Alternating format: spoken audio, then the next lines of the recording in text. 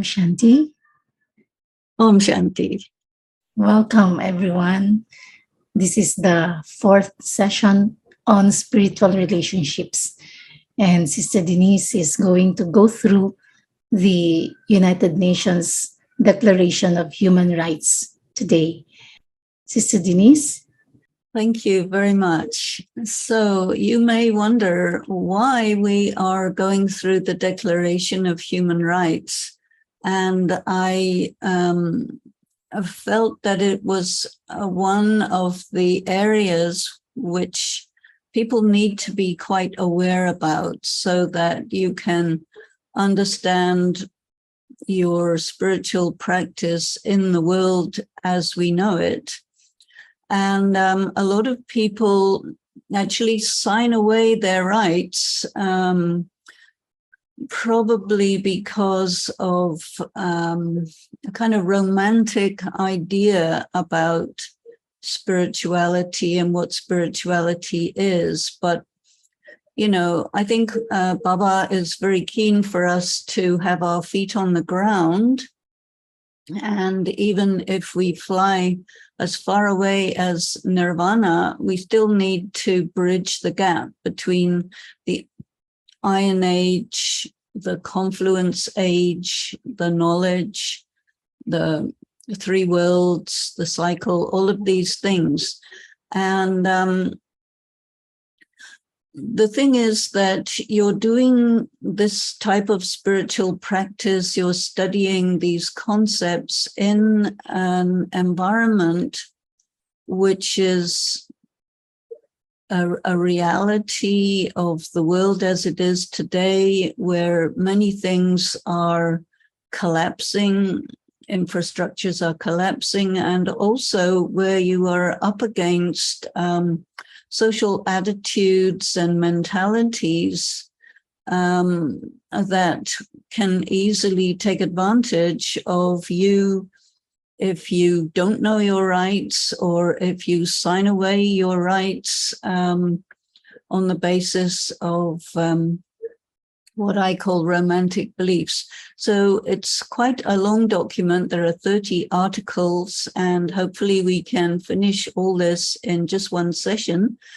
So probably we won't take general questions, but let me start to go through and from time to time make comments. And if Sister Rose has anything that needs clarifying along the way, then please interrupt and we will take that up. So, okay, let's move forward with the Universal Declaration of Human Rights. So first of all, we have the preamble, which says that whereas the inherent dignity whereas recognition of the inherent dignity and of the equal and inalienable rights of all members of the human family is the foundation of freedom, justice, and peace in the world. Whereas disregard and contempt for human rights have resulted in barbarous acts which have outraged the conscience of mankind, and the advent of a world in which human beings shall enjoy freedom of speech and belief and freedom from fear and want has been proclaimed as the highest aspiration of the common people. Whereas it is essential, if humanity is not to be compelled to have recourse as a last resort to rebellion against tyranny and oppression, that human rights should be protected by the rule of law.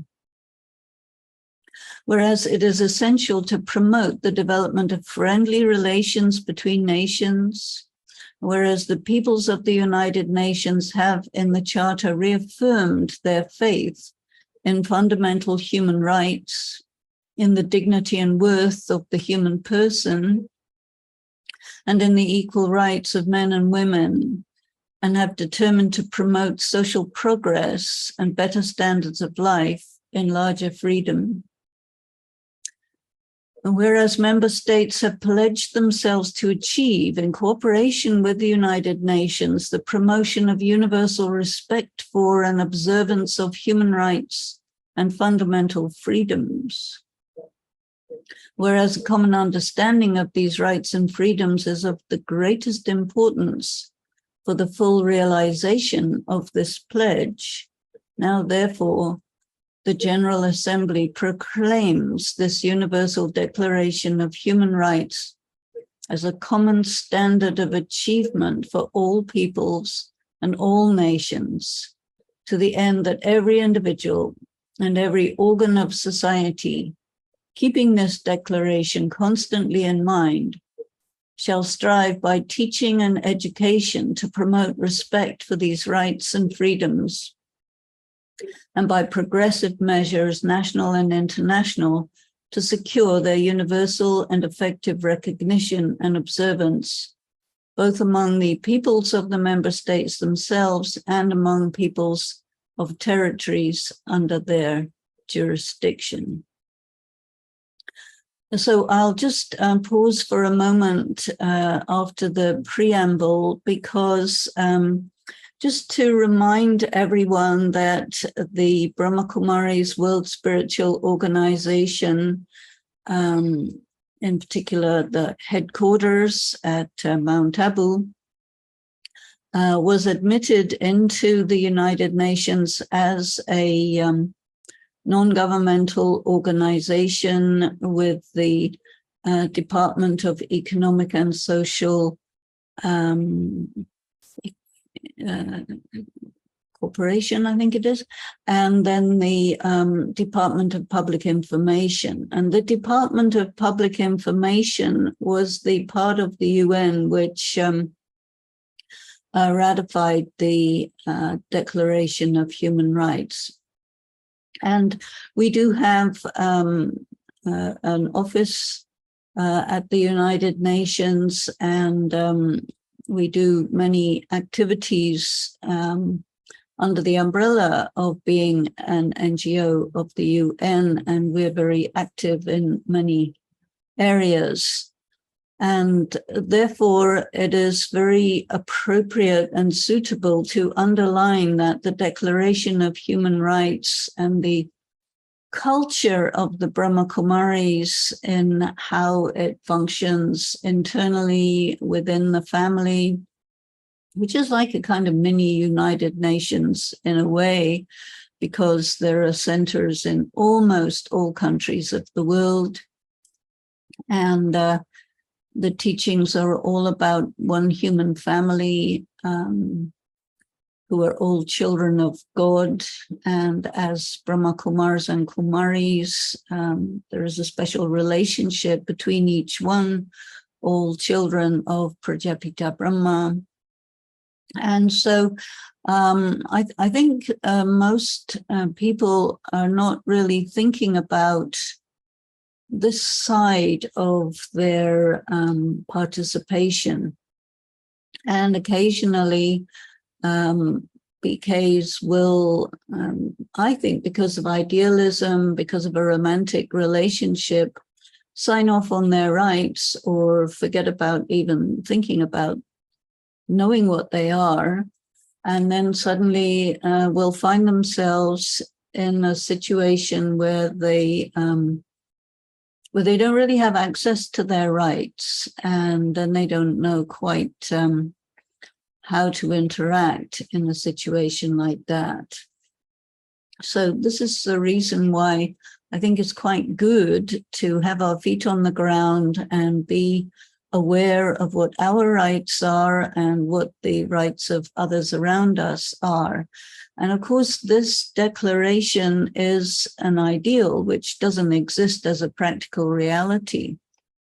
But I think that if we are an organization which is all the time talking about these things, and Baba talks about talking about it doesn't have power unless you demonstrate it in practical terms, which we call dharna.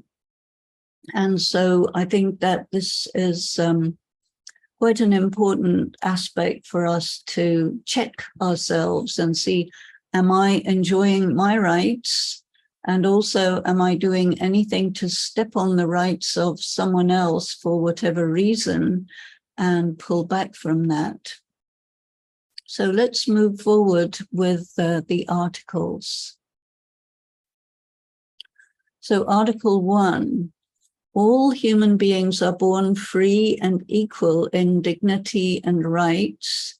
They are endowed with reason and conscience and should act towards one another in the spirit of brotherhood.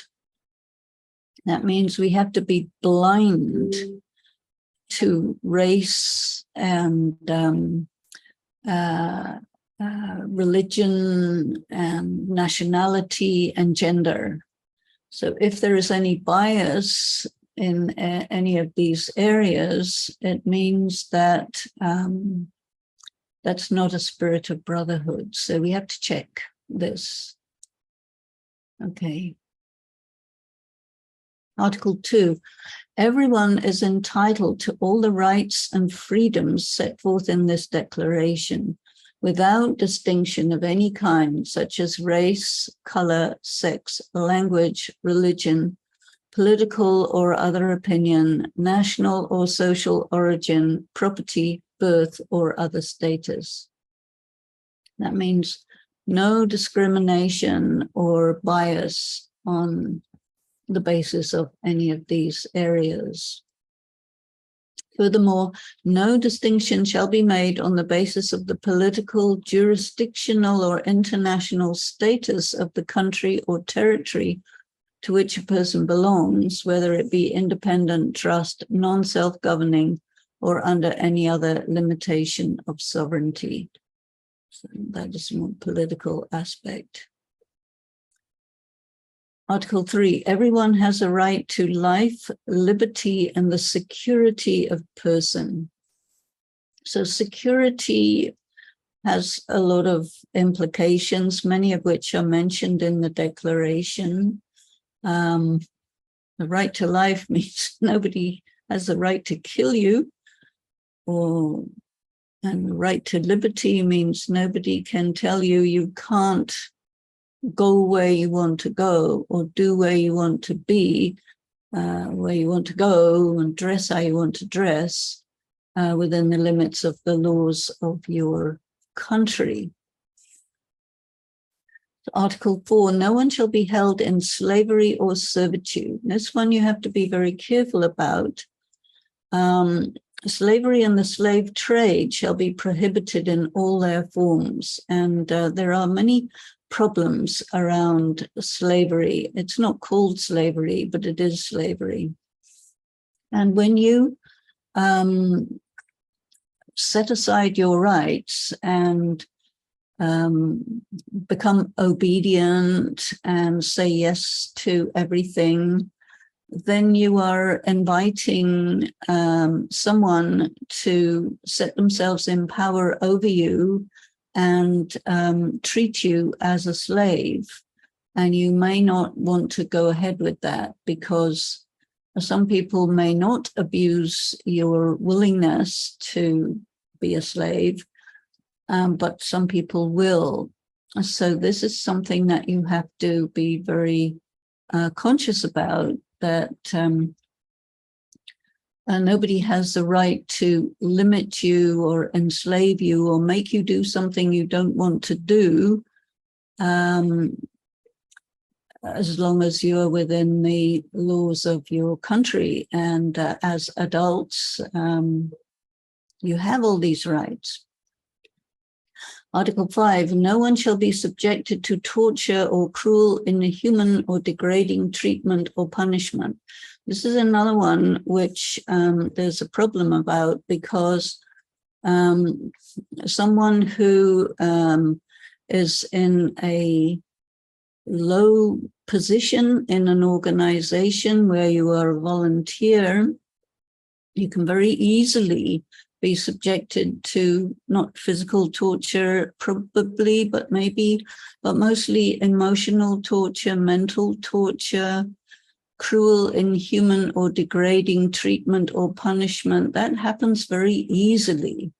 And so if you by any chance find yourself in a situation where people are behaving in this way to you, then you need to assert your rights. And we'll talk about how you assert your rights in these situations maybe later on. But, if you're having an idealistic or romantic relationship with an organization or people such that you put yourselves under their power, then these are things that can happen to you, and you may not want to get yourself in a position like that. So let's go further. Everyone has the right to recognition everywhere as a person before the law. So this relates to how the governments treat citizens. But also what happens in many organizations is that the people have to sign different contracts where they're signing away their rights, and then they get abused. And this is very common in different corporations and organizations. And if you don't do it, then you're out. So this is a dangerous situation for your rights and your freedoms. So you have to be aware. Article 7, all are equal before the law and are entitled without any discrimination to equal protection of the law. All are entitled to equal protection against any discrimination in violation of this declaration and against any incitement to such discrimination. So this is a wonderful idea, but in practical terms, if you are in a weak position, then those who are in a powerful position are able to violate any laws that happen to be there because they can get away with it easily. And so you have to be aware that these are possibilities and look out for yourself. So Article 8, everyone has the right to an effective remedy by the competent national tribunal for acts violating the fundamental rights granted him by the Constitution or by law. So this is a good right, but again, in practical terms, people in power over you are able to violate your rights extremely easily using different kinds of threats or cajoling or giving you a hard time if you stand up for yourself, and getting you to be compliant and disregarding your rights, which you may like, but mostly people are not comfortable when they're in a situation like that. So you have to, in all these areas, look out for yourself and not walk into a situation where you're handing over your power to someone who could easily abuse it. Yes. No one shall be subjected to arbitrary arrest, detention, or exile.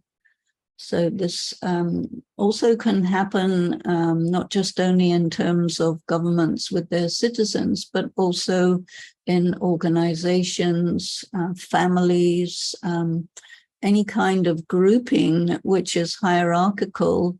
Those who are in power are able to deal with those who are not in power or who are disempowered and give them a hard time. So you need to think about many ways of protecting your state of being in your own power emotionally, psychologically, in terms of your conscience, in terms of your independence, financial independence, to the extent that you can, because everyone has many ways of protecting themselves, and the external authorities don't always protect you, so you can't rely on such things. And I think this is why in spiritual practice we're taught about being in your power, talk about your judge is God, not anyone else, this sort of thing. Article 10, everyone is entitled in full equality to a fair and public hearing by an independent and impartial tribunal in the determination of his rights and obligations and of any criminal charge against him. Of course, this is intended to relate to a government which may be tyrannical, but tyranny is not limited to governments. You can have tyranny in a family, you can have tyranny in an organization. And so all these rights and so on are very much connected to the culture. And the culture is the way everything is done. And your rights and freedoms are eroded if you allow them to be eroded. And this happens slowly and imperceptibly. And then all of a sudden you find yourself devoid of any rights. So you have to be careful of how the culture of the organization or family or country that you're living in gets slowly eroded. And this is the reason why there is freedom of religion, freedom of the press, freedom of expression. And if you feel that you are denied these things, then it's a sign that your rights are being eroded and that you will find yourself in trouble that you can't get out of. And so you need to be aware that you do have rights and that you are the one who has to protect them. We get surprised when we expect somebody will protect our rights for us and they don't. So being in your power and looking after yourself is to be streetwise in a world which is not favorable to someone who is not in a position of power. And this is why people have so much lust for power, desire for power, because they don't want to be limited by some other powerful person who will diminish them and give them a hard time. Yes. So Article 11, everyone charged with a penal offense has a right to be presumed innocent until proved guilty according to the law in a public trial at which he has all the guarantees necessary for his defense. And no one shall be held guilty of any penal offense on account of any act or omission which did not constitute a penal offense under national or international law at the time when it was committed, nor shall a heavier penalty be imposed than the one that was applicable at the time the penal offense was committed. So clearly this is to do with dictatorships and tyrannical regimes, but every human grouping is has to deal with these situations. And if you are in a group, especially if you're in a group which is somewhat isolated from the rest of the world and just very much in its own space, then these type of situations can arise extremely easily because of people's isolation. And so again, you have to be aware that if you're in a family or an organization where you are isolated from the rest of the world, it puts you at risk to different forms of tyranny and oppression and difficulties. So be aware that you are responsible for maintaining your freedom. And so be careful about signing it over to other people. Yes. So Article 12, no one shall be subjected to arbitrary interference with his privacy, family, home, or correspondence, nor to attacks upon his honor and reputation. Everyone has the right to the protection of the law against such interference or attacks. Now, this is something that applies very much because you get different kinds of things which go under the name of Shrimat, but which are not Shrimat, but which people do not know whether or not they're Shrimat, which tells you maybe you have to split up with your spouse, maybe you have to leave your family, maybe you have to give your email password to somebody who's in power over you. Maybe you are not allowed to have privacy. Maybe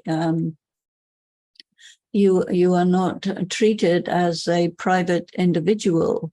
And, if you don't comply, then all kinds of rumors will be spread about you so that you are labeled as a deviant person, or you're labeled as a traitor or something like this, you see. So this sort of thing happens easily in dysfunctional family or organization, and people who are subjected to these things really don't know that they have rights and that they can claim the rights, because the things that are being said to them and said about them makes them doubt that they have any rights. So you have to be very competent and confident in who you are and what your rights are, so that you don't allow this sort of thing to start taking over.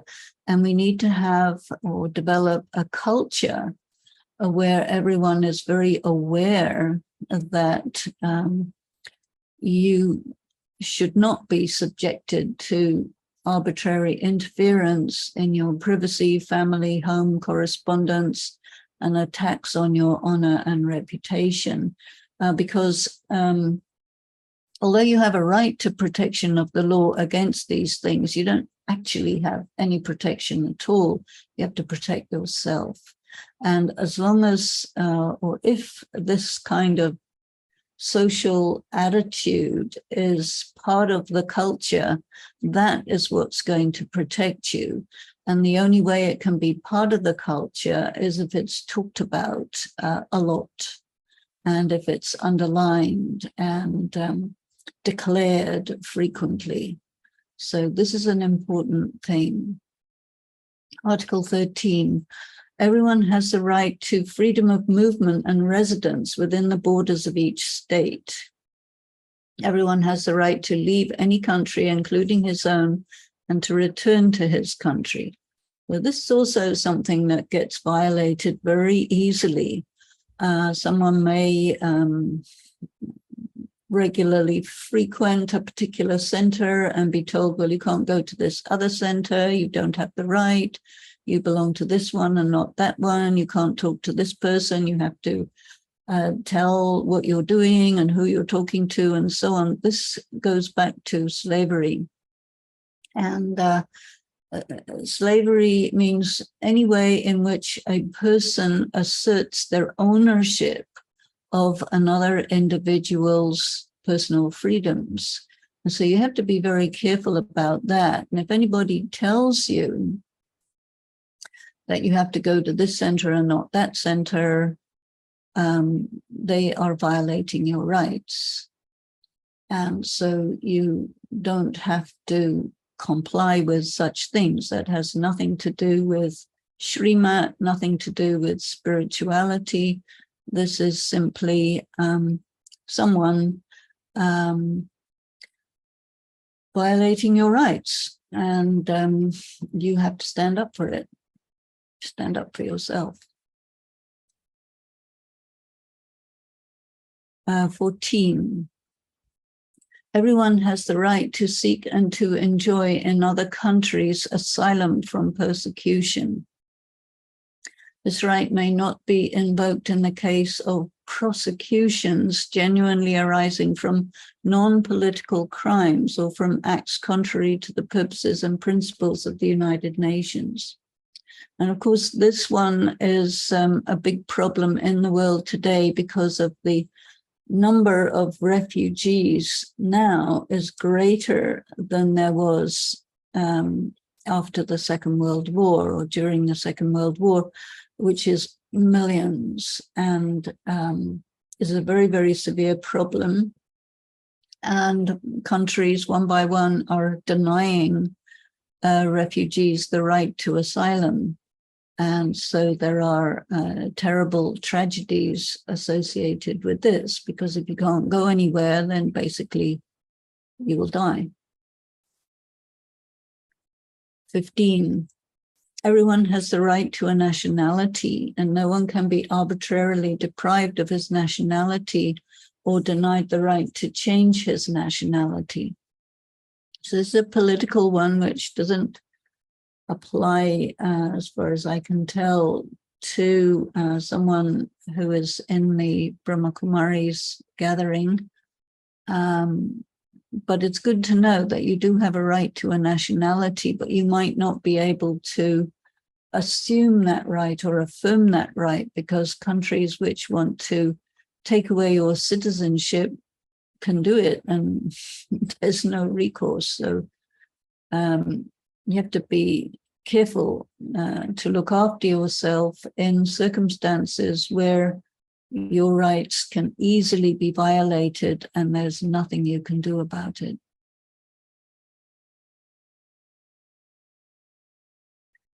Uh, 16. Men and women of full age without any limitation due to race, nationality, or religion have the right to marry and found a family. They're entitled to equal rights as to marriage, during marriage, and its dissolution. Marriage shall be entered into only with the free and full consent of the intending spouses. The family is the natural and fundamental group unit of society and is entitled to protection by society and the state. Now, in BKs, we have the practice of celibacy. And one thing you need to be very aware of is that each and every practice that we do is voluntary. And so if you decide you want to get married and get married with somebody to have a celibate marriage or a non-celibate marriage, nobody can stop you. They can tell you, okay, if you want to have a non-celibate marriage, then you should not claim to be celibate, which some people do, because that's a lie. But at the same time, if you want to get married as an adult with full consent of your intended spouse, nobody can stop it unless you're already married to somebody else. And nobody can force you to behave this way or that way, which is not part of the laws of the country in which you live.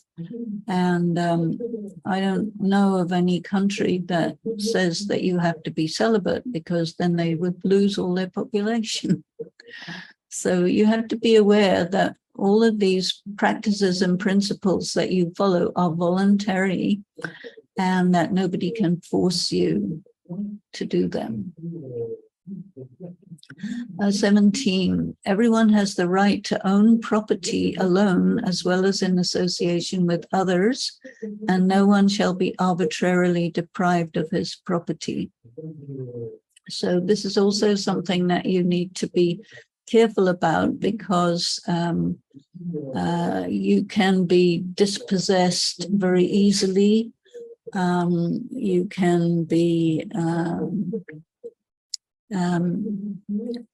like pressured into giving up your money or land or something like this.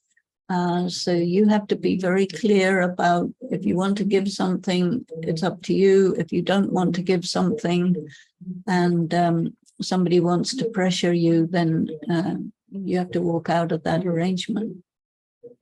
And there are many, many situations where people are deprived of their property. We see this particularly where big corporations push out indigenous people in areas of virgin land which they want to exploit. So there are many, many circumstances where people in power deprive people of their property, livelihood, and so many things. And even though we have this Declaration of Human Rights, they are not respected. And the problem is that anyone who's in a position of power is also in a position to deprive someone who is disempowered of their rights. And there is basically no protection against that. So therefore, you have to protect yourself and not be stupid to hand over your rights when you don't have to. Yes. Everyone has the right to freedom of thought, conscience, and religion. And this right includes the freedom to change his religion or belief, and freedom, either alone or in community with others and in public or private, to manifest his religion or belief in teaching, practice, worship, and observance. This is again something where tyranny imposes itself. And you see this particularly in the fundamentalist Muslim states, which are particularly abusive towards women in the name of religion. And those women have very little possibility to protect themselves. Those who stand up for themselves may be very badly mutilated, destroyed, killed, tortured, because this is a way of asserting compliance. And this happens in families, it happens in organizations, where the people who are in positions of power put pressure on the people who are in the organization or family or group to comply. And if they don't, then they will be badly treated. And so you have to be careful that you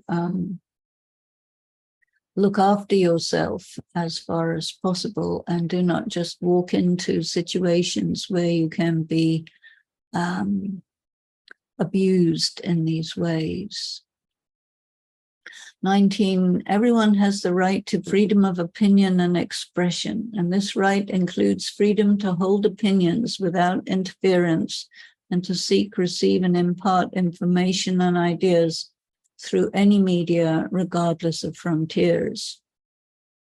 And you can see that most countries of the world are limiting this using various different excuses. And we do live in a world where there is a culture of muzzling the media. It's practically impossible to get information, real information about what's going on in the world. This is the world of fake news, propaganda, etc., etc. And anyone who doesn't go along with that gets ridiculed, marginalized, disempowered, interfered with in one way or the other. So you just have to be aware that your rights and freedoms of opinion and expression are definitely under threat. And so you need to operate in that circumstance. And this can be national or in an organization or in a family. And that's just the way it is. Not easy. Next one. So Article 20, everyone has a right to freedom of peaceful assembly and association. No one may be compelled to belong to an association. Again, this right is getting eroded by governments all over the world. And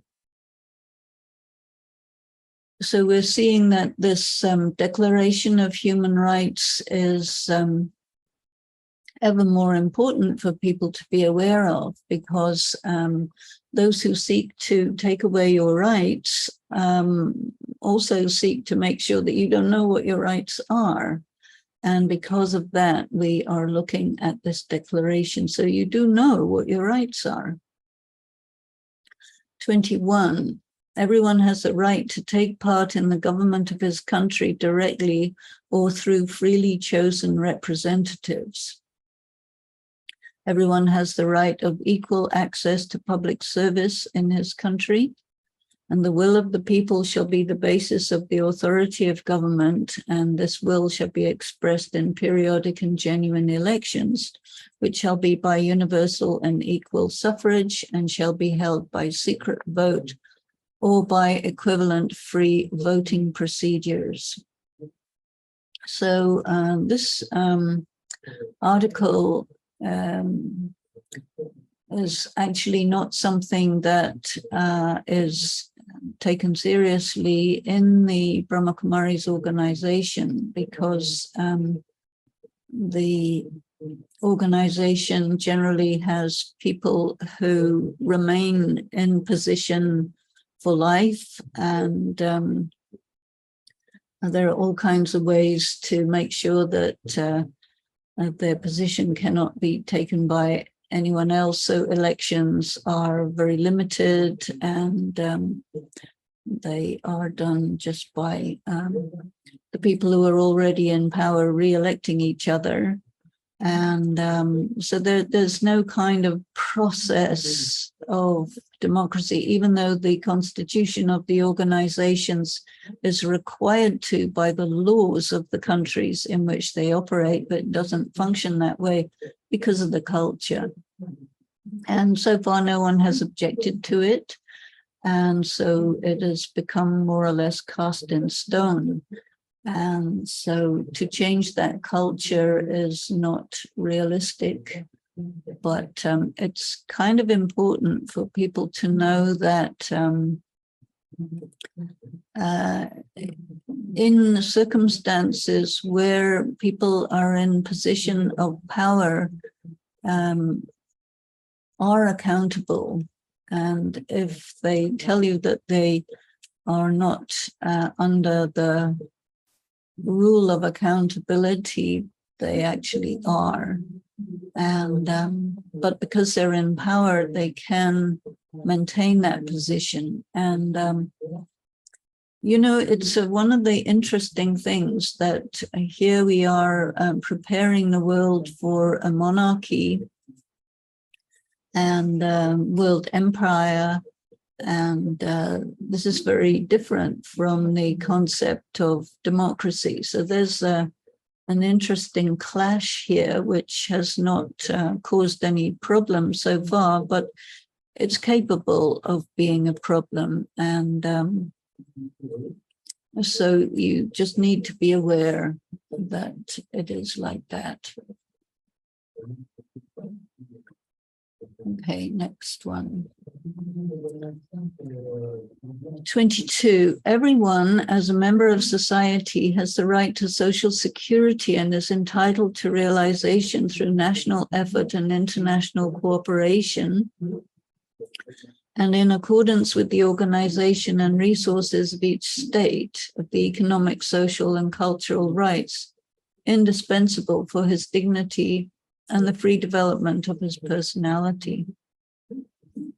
So this is again something that you have a right to in any country, organization, or family, but in an organization and family, your right to this can easily be eroded as the culture of a dominant section imposes itself on the non-dominant section. And that's normal. That's how the human society works during the Iron Age. And so people can easily get their cultural, social rights eroded. And so if you feel that your rights are being eroded, then it's up to you to stand up for them and assert them.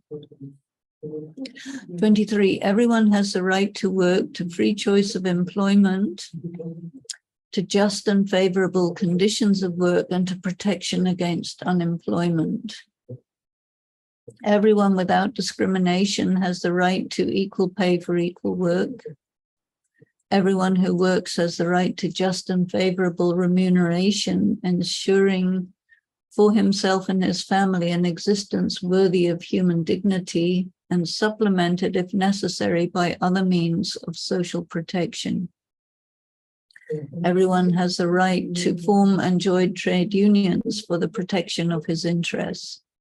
So this is again something that in the world we live in, those who have power, those who have financial strength are easily able to exploit others.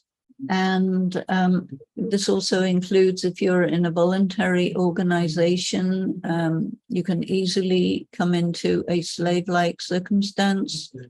You can easily have your rights violated. You can easily be exploited very, very easily, and you have no recourse, especially if you're in a culture, which many countries of the world have a culture of exploitation. And India is one that has a big reputation for exploitation. So this culture of exploitation can appear right in front of you, and you need to think about how you will not allow yourself to be exploited. And so you have to look after yourself and be aware and awake that your willingness to help and cooperate and so on can be exploited without you realizing it. And then you find yourself in a position which is really not okay. And that's because you're in a culture which allows that. And so if you come from a culture which doesn't allow it or doesn't allow it in that way, you just have to be very careful about not handing over your rights for romantic reasons or idealistic reasons. So it's all about keeping your feet on the ground and taking responsibility for looking after yourself and being streetwise. So next one, Article 24. Everyone has the right to rest and leisure, including reasonable limitation of working hours and periodic holidays with pay. So that's also very nice, but not always there by a long way. The less political and social and economic power a person has, the more they will be exploited, the more they will not have any rights to any of these reasonable aspects of working life. Article 25, everyone has a right to a standard of living adequate for the health and well-being of himself and his family, including food, clothing, housing, and medical care and necessary social services, and the right to security in the event of unemployment, sickness, disability, widowhood, old age, or other lack of livelihood in circumstances beyond his control. So again, this is something that if you are in the system, you're working, you're paying your taxes and so on, in a country which is some kind of welfare state, then you should be all right because the arrangements are in place. But if you're out of that system and you're in an organization or family where you don't have this system set up, you will be in big trouble in the event of old age, disability, sickness. And this is something that is an issue if you are in a voluntary organization which has not set you up for your old age. And I mean, the idea of destruction anytime soon, notwithstanding. Motherhood and childhood are entitled to special care and assistance. All children, whether born in or out of wedlock, shall enjoy the same social protection. So of course, there are many who do not enjoy these rights and experience a lot of difficulty, but I think that in the matter of being in an organization which practices celibacy, motherhood and childhood are not necessarily coming up for people, but there may be situations where it's already there. Okay. Article 26, everyone has the right to education. Education shall be free, at least in the elementary and fundamental stages. Elementary education shall be compulsory. Technical and professional education shall be made generally available, and higher education shall be equally accessible to all on the basis of merit. This is very important. And one of the things that is an issue is that in an organization or family where especially the women are thought of culturally as not being worthy of education or not being allowed to, or as in the case of the Islamic community and in many other countries, the bias is for the boys, and if there's any issue about money, then the girls always are not given educational opportunities, and so their rights are routinely transgressed. Education shall be directed to the full development of the human personality and to the strengthening of respect for human rights and fundamental freedoms.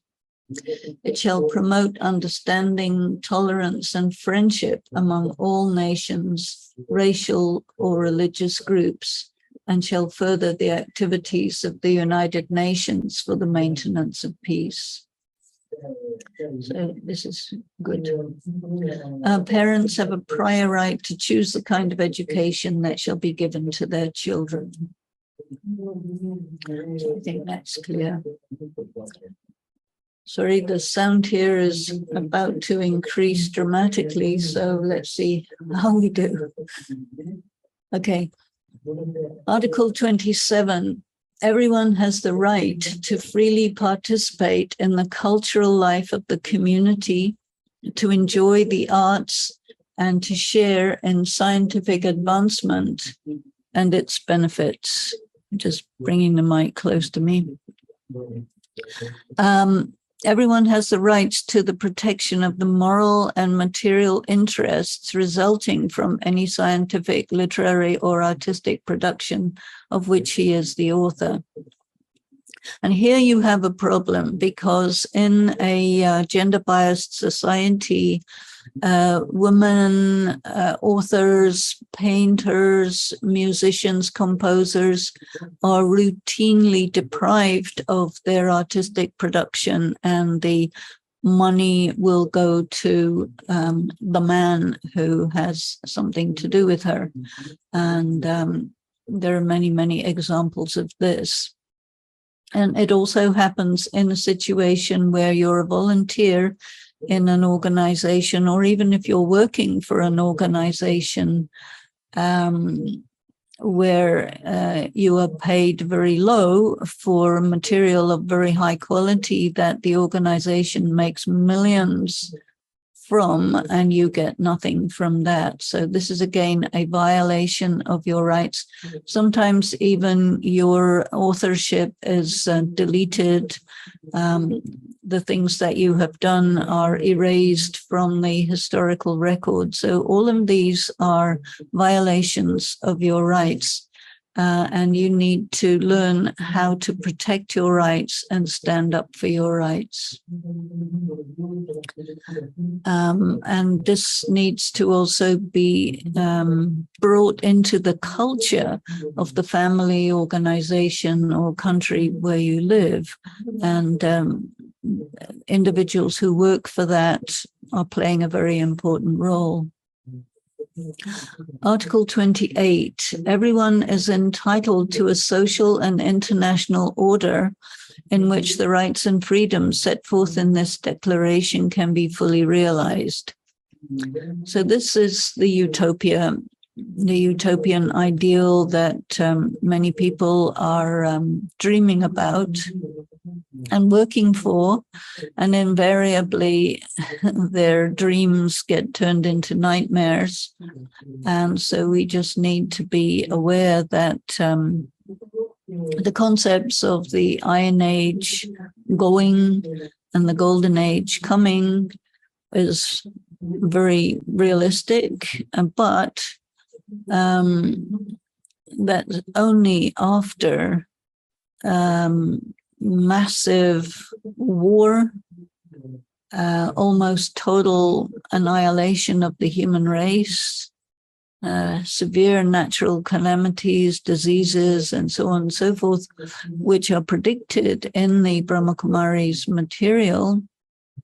But you cannot have this until that happens. And when that happens, you will die. And so it's very important to understand about preparing your soul in terms of karma, yoga, to reincarnate, knowing about your immortality, knowing about your reincarnation, and preparing your sanskaras to live in a world that corresponds to these kinds of ideals. And this is something that you either believe or you don't believe, because you can't prove something that doesn't yet exist. Okay. Article 29. Everyone has duties to the community in which alone the free and full development of his personality is possible. In the exercise of his rights and freedoms, everyone shall be subject only to such limitations as are determined by law solely for the purpose of securing due recognition and respect for the rights and freedoms of others, and of meeting the just requirements of morality, public order, and the general welfare of a democratic society.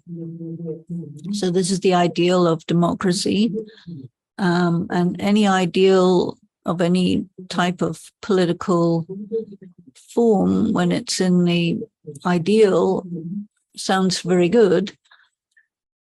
And the one that we are living in many parts of the world is the democratic ideal. In Brahma Kumaris, we don't have a democratic ideal, but the idea of a monarchy, but where there are no abuses, where there are no one takes advantage of anyone. And all of this is because of the sanskaras of love and the implications of love. But this is not existing at the moment. And even people who are part of Brahma Kumaris are still very much motivated by the kinds of belief systems and practices that deny rights to those who are disempowered and take advantage of positions of power to the detriment of others. And so this is all a work in progress. But it needs to be called out when people go against it. These rights and freedoms may in no case be exercised contrary to the purposes and principles of the United Nations.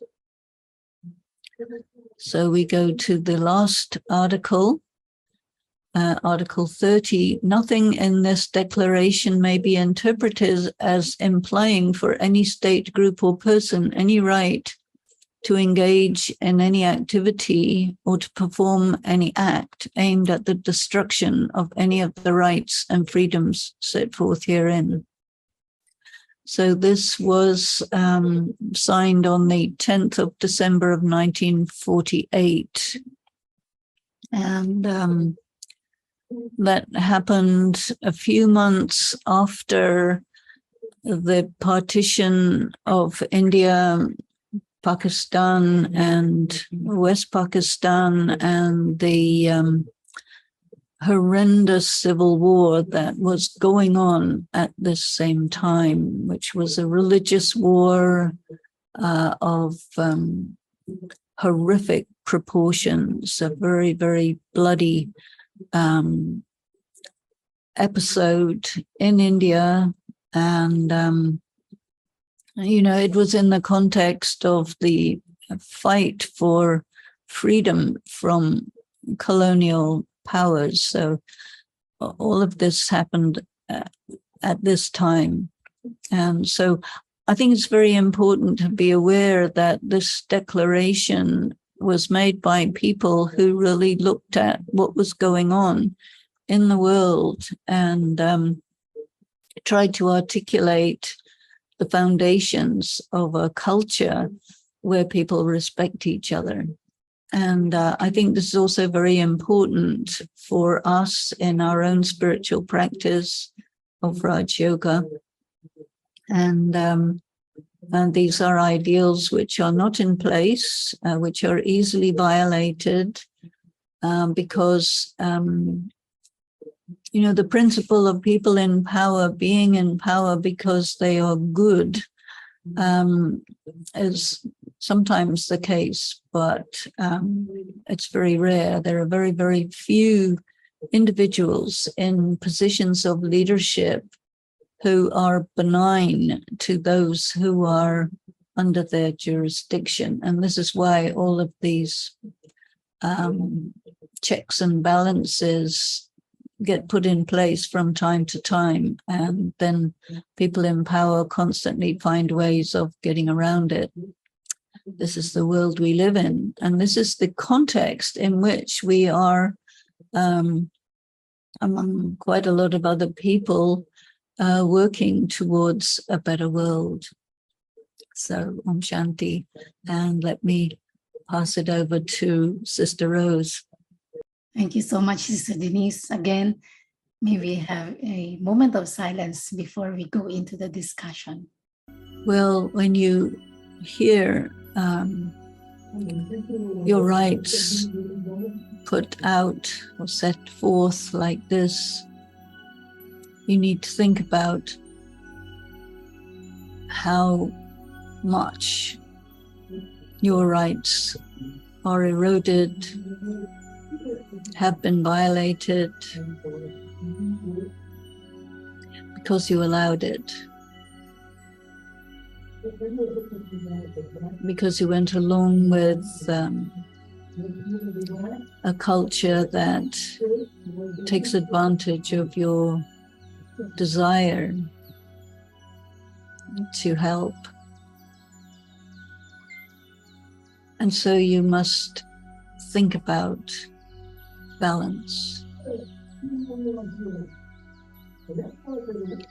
The balance of your wish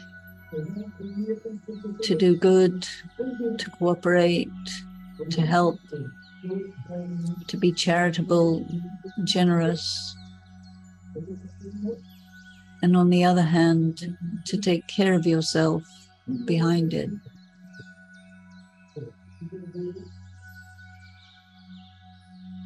You cannot be a child. You cannot be naive. You have to be with feet on the ground, committed to highest principles, and at the same time, not allowing yourself to be deprived, exploited, used, abused. Stand up for yourself means sit on your seat of self-respect. Honor who you are. Honor your rights. And do not give them away for any reason.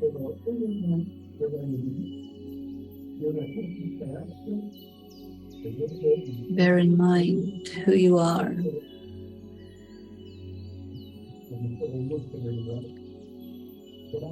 And let yourself be judged by God, by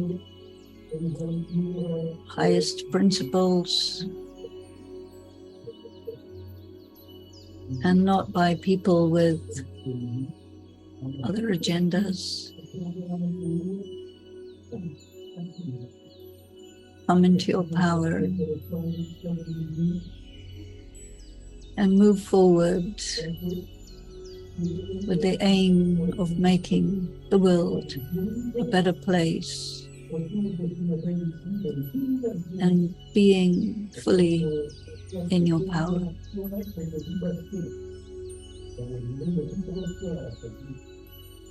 Om Shanti.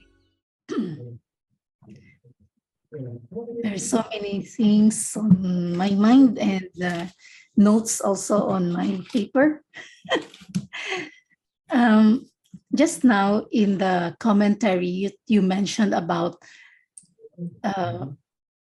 know that you'll be judged by the highest power and not by people with some other agendas. And Baba talks about the 3 certificates of contentment. And the third one is the certificate from others. So first is from the self, and second is from Baba, and third is from the self. So this is from Vanji, where the certificate of contentment is from the family or blessings from the family. This can put another layer of pressure in the spiritual relationships, which we hope to be more egalitarian. So how to navigate this seemingly conflicting suggestions?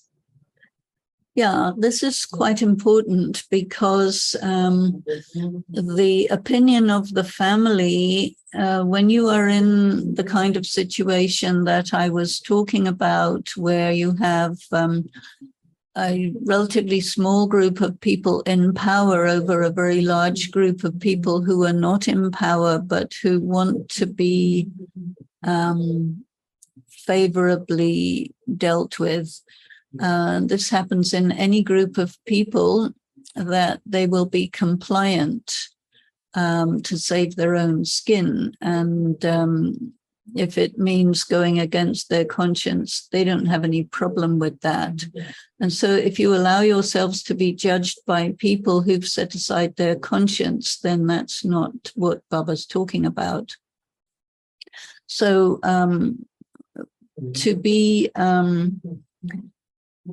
to enjoy the blessings of the family, that happens quite easily when everything is functioning very well and there isn't this polarization of the empowered and the disempowered and all sorts of things that correspond to the natural, typical ways of the Iron Age. And so I think that you have to say, okay, the family is, your peers, the people who are your friends. And I think all of us have a group of people who we respect because they have similar value to us. And if we go out of line, those people will definitely give us a signal. And I think if you take it as these people, then you will be on the track that Baba is talking about. So it's, in a sense, a smaller circle, not the large family. Yeah, because the smaller circle is not looking at you through the lens of propaganda. There was a point about your reputation and so on and so forth, because when you're in a big family, and if you are not going according to the way the people in power want in order to get a certain advantage, but not in order to benefit the people, then they will take care of your reputation and you will be subjected to character assassination. So that doesn't validate the right to do that. So you don't have to take any account of their views because it's biased, and that goes against spirituality, soul consciousness, etc., etc. It goes against everything. So why would you give away your power to that? That doesn't make any sense. One thread that is running constantly through your sessions is stay in your power and do not allow anything or anyone to take away that power. And this is really what Baba is teaching us, to be a master, to be a Raj yogi, a sovereign. Exactly. And if you want to be a sovereign, he makes it very clear you will be subjected to all sorts of reasonable, unreasonable, fair, unfair, etc., every imaginable and unimaginable obstacle and opposition. So you need to be sharp and smart to be able to discern and distinguish what's going on. This is a game. You need to understand what's happening. It's a competition, and others will take you out, whether it's nice or not nice. There's a saying, there are no rules in love and war. And he would like there to be rules, but people who are Tamil Pradhan, they behave in that sort of way. And when you're in Tamil Pradhan circumstances, you have to expect this is the battlefield. You're a spiritual warrior, and you are highly likely to get killed, but protect yourself and make it through, and that will be good. Mm-hmm. In yesterday's session, one thing that also kind of struck me is when you mentioned you are on your own. And this is a very powerful truth Mm. and very useful reminder in this journey. Yeah, but you see, it's not easy to be on your own because you have to be psychologically very strong and stable. And Baba's teaching that as far as possible, use your time, energy, etc., to create all relationships with one. That means you can rely on God, but you need to make your relationship with Him living, because it's quite doable to be on your own with God. But if you're on your own without God, that's not easy. That's not good. That will make you nuts. That will put you into depression, suicide, whatever. That is bad for your mental health. So your mental health requires that you have someone, and God is the most reliable of all. And I think that it's also good to have a few friends in your circle, those who you trust, those who you love, those who understand you. It won't be very many. It'll be a small group, but, mostly be prepared to be on your own. And especially as you get older, one of the issues of old age, when you become less active and your health goes and mental health also goes, but it's very difficult for people to be alone in old age, but you need to be able to do that also. And that is, it is not easy, Raj Yoga. It's a very, very high process and goal. And, it's presented that it's there for the masses, anyone can do it, but that's okay on this most simplistic, most basic, most ordinary level. And many people do it like that, but you don't have to do it like that. And as you move further with your spiritual practice, you find it's like a pyramid. You're going up and up the pyramid, which has different floors on it. And every time you go further up, there's less people on the next floor. And at the top, you're on your own. So if you want to go to the top, then there is this expression, it's lonely at the top. But what's the point of going to the top if it's just to be lonely? And there's another thing which Baba often talks about, and which is also mentioned in the Gita. It is that God loves a person who has love for solitude. And that means you're able to handle being alone. And, in the traditions, in any country which still has a monarchy, which there are one or two, preparation for a monarchy means you have to be able to be on your own, because, the buck stops with you. And if you want to be a great soul, a good good king is the server of the people, not the exploiter, not the tyrant. And a good king means that the buck stops with you. You take responsibility for the happiness of your people, which means you have to be a very good conduit for the power of God, because you don't have enough power to give happiness to everybody, but God does. And if you are a good conduit, this is very good, but you need to go through a lot of obstacle courses to acquire the qualities and skill and love and personal power, where you don't depend on anyone. You don't depend on all the different pairs of opposites. You may be defamed, you may be reviled, ridiculed, rejected, whatever, but hold your ground, stand your principle, walk your talk, and disappear as a little dot into the sunset, because eventually we will die. But then we're immortal, so we come back again.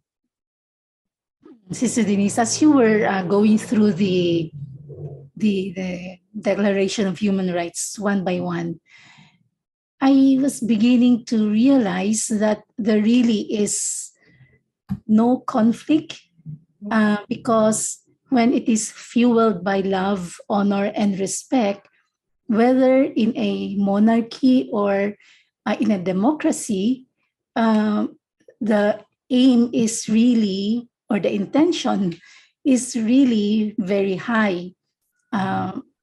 It is when the consciousness becomes kind of degraded that it is then used to harm others. So when we are working for the sanskars to emerge in golden age, it is very actually, now I realize it's actually very useful to look at this declaration of human rights, like as a standard, and see how am I doing. Well, I felt the same way. And I remember when I was working on the course in values and spirituality, which I did in 2000 up till 2007, I was working on that.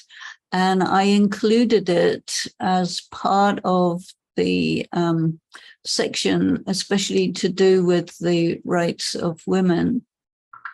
Because I'm very aware that, people in a gathering such as the Brahma Kumaris are really isolated from everything that's going on in the world, because there was this idea, don't read books, don't read other things, don't watch movies, don't look at the news, blah, blah, blah. Isolate yourself totally, and you put yourself in trouble by doing that, because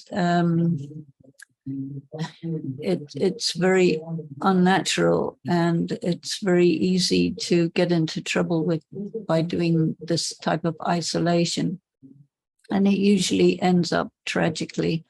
So to be aware, to be able to understand the context in which you're living, to take responsibility for yourself, to take responsibility that the culture that you're in, you are part and parcel of the creation of that culture. So you have to understand the wider responsibilities, and then you are a proper participating member of the body politic that you are in, and this is called civic duty, civic responsibility. But oftentimes it is because it is said that in the Murli, forget the old world, forget everything. And what Baba is establishing is something that is beyond the world that we are in now. And hence, this idea of isolation, I think, comes in. And I think many BKs feel there's nothing wrong with that. In fact, they feel protected or sheltered with it. Yeah, but you see, that's not real. And they may or may not be protected. I mean, most people will not be protected. Maybe a few might be. But the thing is this, that when you are establishing something new, as Brahma Baba was, and you are dealing with very, very severe opposition from a extremely right-wing, biased, patriarchal society, and what you stand for and what they stand for is diametrically opposed, and especially to do with the rights of women and the empowerment of women. And I have to remember that almost everyone who was with Brahma Baba at that time was young women who were pieces of property for a very violent, ruthless, patriarchal group of people. who considered women as pieces of property, slaves that they could do anything with. And whenever you have somebody that you violate in that way, that creates an attachment, a really, really strong attachment. People don't understand this, but it does. And so what Brahma Baba had to do was to break their attachment with these people who are violating them. And with these people, he wanted to make the nucleus of a new society under Shiv Baba's directions. And Shiv Baba is coming out from, you know, the nirvana, and he has his own agenda. And do you recognize this is God or not? If you recognize, you probably don't recognize other than in a romantic, emotional way, or like a spiritual lightning strike, which is how you come into this knowledge, especially at that time. That's how I came into this knowledge. And a time comes when you grow up, you see, and then you have to deal with the world as it is. And when the Brahma Kumaris went from Pakistan to India in the circumstances right after the partition, which happened at the same time as the Declaration of Independence, that was in August, the partition, and this was December. So August, September, October, November, December, 5 months apart, you see, and India was in monumental bloodletting of civil war. And they went to India in around 1951, and they landed somewhere where it was completely strange. They had been isolated in the Bhatti for 14 years. They'd grown up from kids to young women. And then they went to Mount Abu, you see, which is also out of the way, isolated, and surrounded by indigenous people who didn't like them because they thought they were witches, because they would dance in trance and all that sort of thing. And now it's another situation. Now there are no more daddies. There's no more Baba coming through Dadi Gulzar. And we have to really look at where we are now and get grounded and see who we are in the world as it is today. And we cannot just function like little children in kindergarten having picnics and waving plastic golden crowns at each other. No, we have to be grounded and serious and understand that we have been given this incredible spiritual knowledge, which has not really been developed at all, but it could be, and it should be. And we're at a very interesting crossroads where we can become a very powerful and beneficial beam of light in a world that is really in trouble. So this is the reason why I do what I do and talk the way I talk. So knowing the context is very important in applying the teachings of Baba. Several times you mentioned about a romantic belief towards people or towards the organization, which I think I had. That's why one thing that I love about your sessions is that you're able to put into words my experiences and my feelings. And because of this, sometimes, even though there is an intuition of something that shouldn't be, and yet I let it pass. And because, again, of this mistaken notion of what spirituality is. And so thinking back, I'm asking myself, what could I have done to assert my rights? For example, when I sensed, though there was really no evidence, that my cabinet was opened and kind of looked into by somebody in position, I felt it was not right.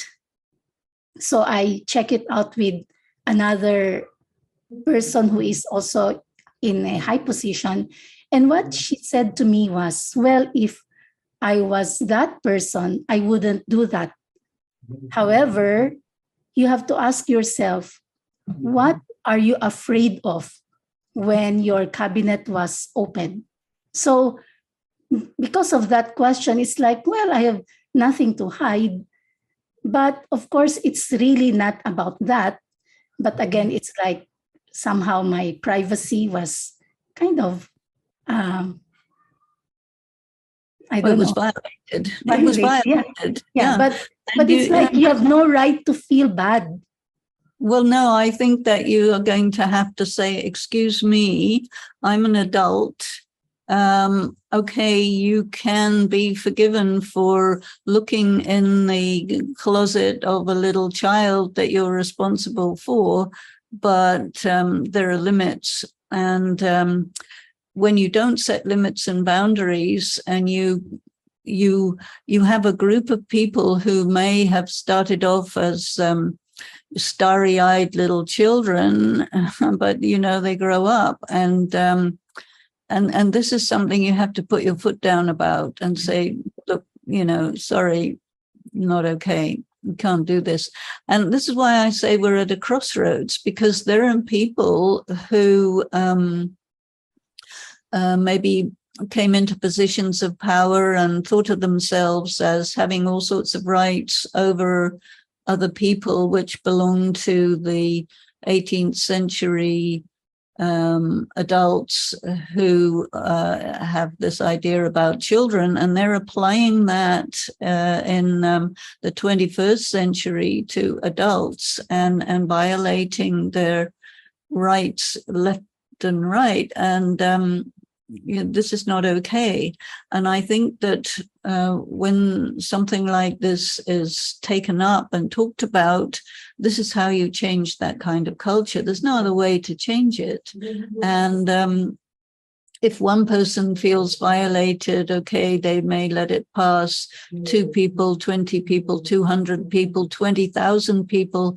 Once you have a good number of people who feel a different way, this is when the culture changes.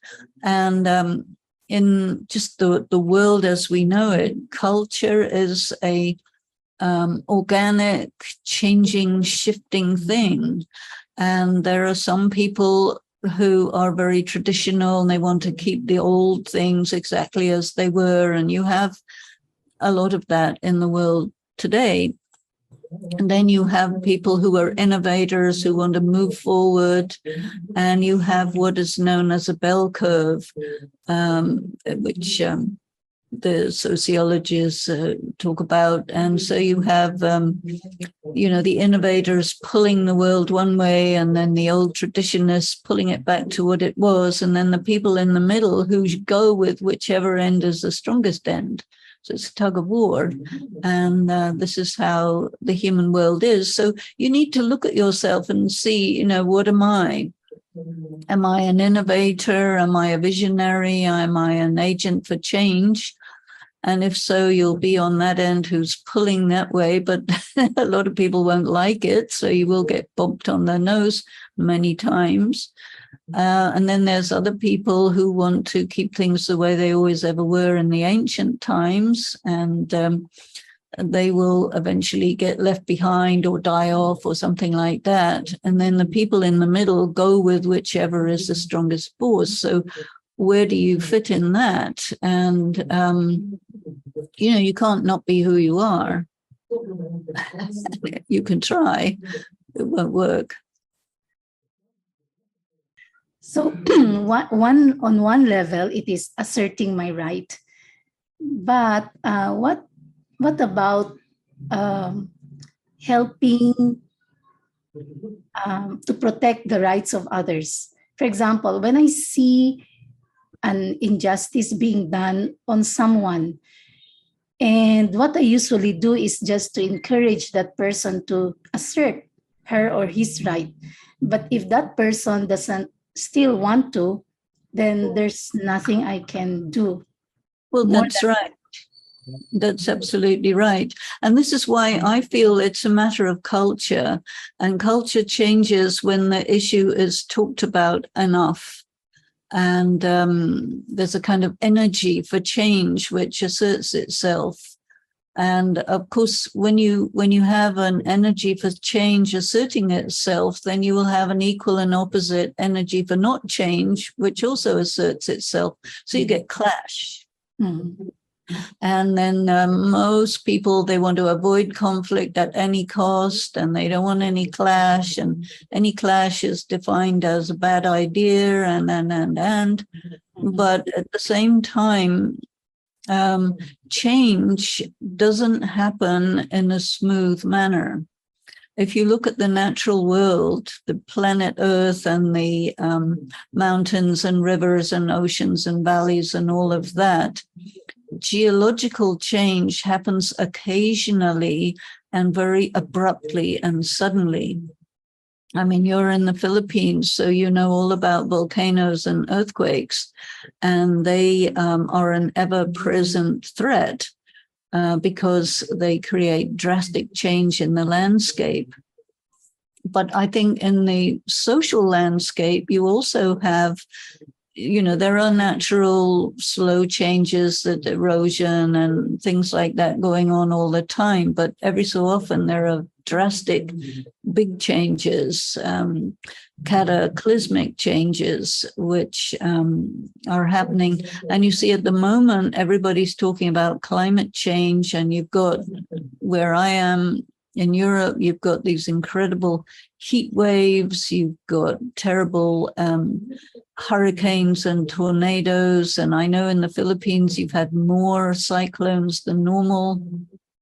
And there's destabilized conditions socially, politically, economically, and geologically. And we are in these tremendously unstable times of change.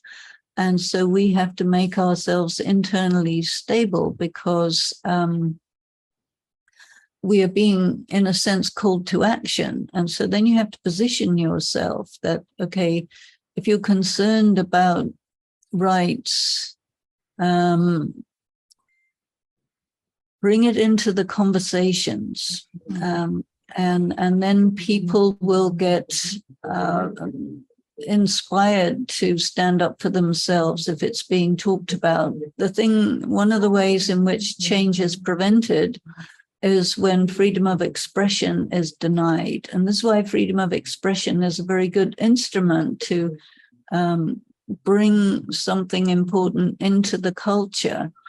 But there will be a lot of resistance to that, because it's always to somebody's advantage for there not to be change. Like in the Murli today, when Baba talked about no questions or no why, no what, sometimes, again, it gives this notion that, just remain quiet, or like there's an implicit message that questions are not really appreciated or welcomed. And so if you want to be a good BK, then don't ask. Yeah, don't definitely. Clarify even. Don't clarify. Definitely that is there. And, when Baba is speaking, whether it's Avyakta Murli or Sakar Murli, he was a strong, powerful force to bring things in a certain direction.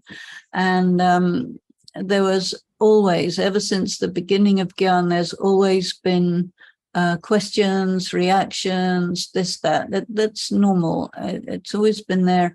And a lot of it had to do with objecting to the new things that Shiv Baba was bringing in. And so he was a great patriarch, Brahma Baba, great patriarch. And he said, don't ask questions because it has to go this way. This is necessary. And I'm not going to sit and argue with people who just ask questions for the sake of asking questions and who are not informed, and who are not asking considered questions. And so you just have to understand that the overwhelming majority of people who are listening to the Murlis are uneducated, devotional people, or they may be educated scientifically, but not theologically. It is a phenomenon that the intellectual community is conspicuously not present in the Brahmakumaris. And so you don't have people who are really considering these things with depth and suitable for discussion. But it doesn't mean that it shouldn't be there, you see. And so I think that to raise subjects, which is not the same as questioning, because in India, the word doubt and question is synonymous. And so when he's talking about this, he's really saying that, look, I know what I'm doing and it has to be like this. And so no ifs, ands, or buts. And okay, fair enough. And we also need to understand that you cannot judge God by human moral standards, because he is not a human or moral. And the human moral standards are identical with the patriarchal biases. And he is here to take that all down. And so you can understand that questions come from people who want to take everything back to the old way. But the sort of things that we're talking about here, I think that the indications that I have in my study and meditations and so on are that this is of interest to him, that we think in this way. And he was all the time asking for newness, something new. And everybody says, yes, yes, yes, we'll do something new. And then if you propose something new, everybody says, no, we can't do that because it's new. And it's like, excuse me, wakey, wakey. What are we doing here? So I don't think that what we're doing here is actually in conflict with his message that don't say why and what and how, because we're dealing with huge issues. And those questions are dealing with personal mentalities, which is not the same order, I don't think. I may be wrong, but this is how I feel about it.